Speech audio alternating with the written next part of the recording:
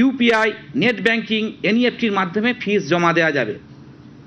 তৎকাল PPS পিপিআরের জন্য আবেদন সংসদের আমাদের যে অনলাইন পোর্টাল আছে জানেন, সেই পোর্টালে আজকেই রাত্রি 12টার পর থেকে তারা করতে পারবে। 3 দিন কিন্তু থাকবে, 17 তারিখ আজ থেকে 17 তারিখ রাত পর্যন্ত, একদম 12টা পর্যন্ত।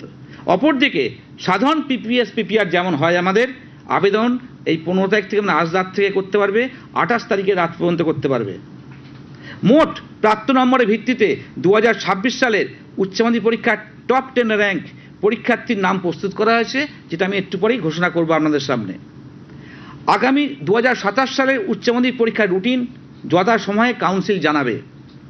সেমেস্টার 4 এর ক্ষেত্রে যে সকল পরীক্ষার্থীরা রেজাল্ট সারেন্ডার করে, এবছর এটা কিন্তু নতুন মনে রাখবেন, ধরুন কোনো ছাত্র যারা ফেল করছে পরের বার তো পরীক্ষা দিতেই হবে, কিন্তু যারা পাস করেছে, ভালো রেজাল্ট করেছে, খুব ভালো রেজাল্ট করেছে, কিন্তু সে চাইছে তার থেকেও ইমপ্রুভমেন্ট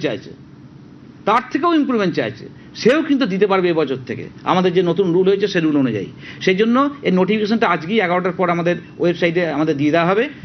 আবার বলছি, এটা খুব ইম্পর্টেন্ট পয়েন্ট বলে আমি আরেকবার বলছি, সেমেস্টার 4 এর ক্ষেত্রে যেসব পরীক্ষার্থীরা রেজাল্ট সারেন্ডার করে, যারা ইমপ্রুভমেন্ট দেবে এই রেজাল্টটাকে কিন্তু কাজে লাগাতে পারবে না, রেজাল্ট সারেন্ডার করে পরবর্তী বছর সেম 4-এ বসতে চায়, তারা রেজাল্ট ইমপ্রুভমেন্ট করতে চায়, তাদের জন্য এই সুযোগ দেওয়া হয়েছে। এবং এই সম্পর্কিত প্রয়োজনীয় নোটিফিকেশন কীভাবে তারা করবে সেটা কিন্তু আজকেই আমাদের ওয়েবসাইটে দিয়ে দেওয়া হচ্ছে। সেমেস্টার 4 এর ক্ষেত্রে যে সকল পরীক্ষার্থী রুল 9 অনুযায়ী রেজাল্ট সারেন্ডার করে পরবর্তী বছর সেমিস্টার পরীক্ষায় বসতে চায়, তারা কিন্তু অনলাইন পোর্টালের মাধ্যমে করতে পারবে। আপনারা জানেন, তাও একটু বলে দিচ্ছি, রুল 9-এ দুটো আছে, রুল 9/1, এটা 9/2। 9/1টা কি, কোনো সাবজেক্টে যদি ম্যাক্সিমাম 3 মার্কসের জন্য ফেল করে, যদি কোনো ছাত্রছাত্রী ম্যাক্সিমাম, আমরা তো জানি 2টো ল্যাঙ্গুয়েজ এবং 3টে কম্পালসারি ইলেকটিভ সাবজেক্টে পাস করতেই হবে তাকে, 5টা।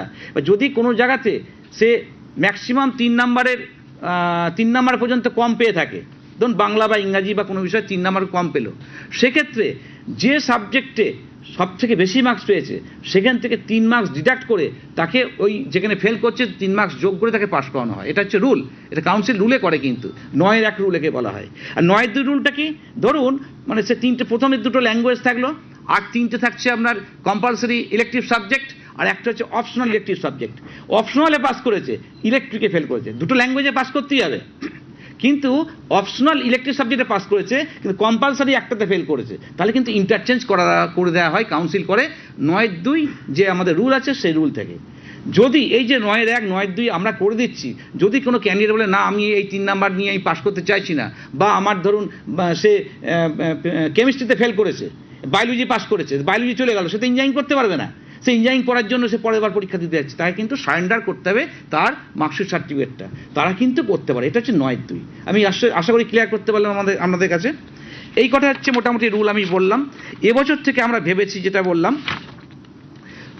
পাশের হার প্রকাশ করছি, আমরা বললাম পাই চার্ট, এবং প্রতিটি স্কুলে পাই চার্ট এবং ওর মাধ্যমে।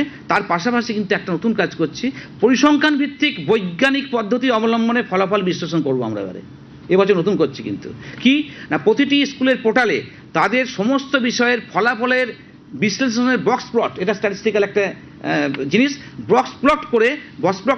বক্স প্লটের মাধ্যমে আমরা তুলে ধরছি তাদের রেজাল্টগুলোকে। কি করছি, বক্স প্লট এমন একটি পরিসংখ্যান ভিত্তিক চিত্র যা বিপুল সংখ্যক ছাত্রছাত্রীর প্রাপ্ত নম্বরকে সংক্ষিপ্ত ও সহজভাবে উপস্থাপন করবে। শিক্ষার্থীদের প্রাপ্ত নম্বরগুলো কতটা কাছাকাছি বা কতটা ছড়ানো তা তারা এক নজরে বুঝতে সাহায্য করবে। ক্লাসের গড়ের তুলনায় অস্বাভাবিক ভালো রেজাল্ট বা খুব খারাপ ফলাফল শিক্ষার্থীদের সহজে খুঁজে বের করা যাবে, যা পরবর্তীকালে স্পেশাল মেন্টরিংয়ের পদক্ষেপ নিতে সাহায্য করবে। ভিন্ন ভিন্ন বিষয়ের ফলাফলের তুলনামূলক চিত্র পাশাপাশি রেখে খুব সহজেই সেটা বিশ্লেষণ করা যাবে এই বক্স প্লটের মাধ্যমে। স্কুলের কোন বিষয়ে ভালো ফল হলো আর কোন বিষয়ে তুলনামূলক খারাপ ফলাফল হলো তা সহজেই শনাক্ত করা যাবে। এগুলো কিন্তু আমরা করছি এবছর থেকে। এটা এর মধ্যেই আমরা ওই রেসপেক্টিভ যে আমাদের পোর্টাল আছে, পোর্টালের মাধ্যমে প্রতিটি স্কুলে তুলে দেবো।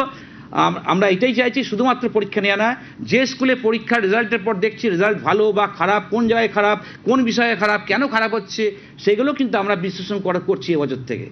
এবং আমাদের উদ্দেশ্য কিন্তু একটাই, কাউন্সিলের উদ্দেশ্য একটাই, যে আমরা শিক্ষার ব্যবস্থার মান উন্নয়ন করা। সেই হিসেবে মাথায় রেখে আমরা কিন্তু এই জিনিসগুলোকে নতুন পদক্ষেপ নিয়েছি এবং সেটা আমরা পরবর্তীকালে এই জিনিসগুলোকে করব। সকলের সাহায্য কিন্তু আমরা প্রার্থনা করছি। নিউজ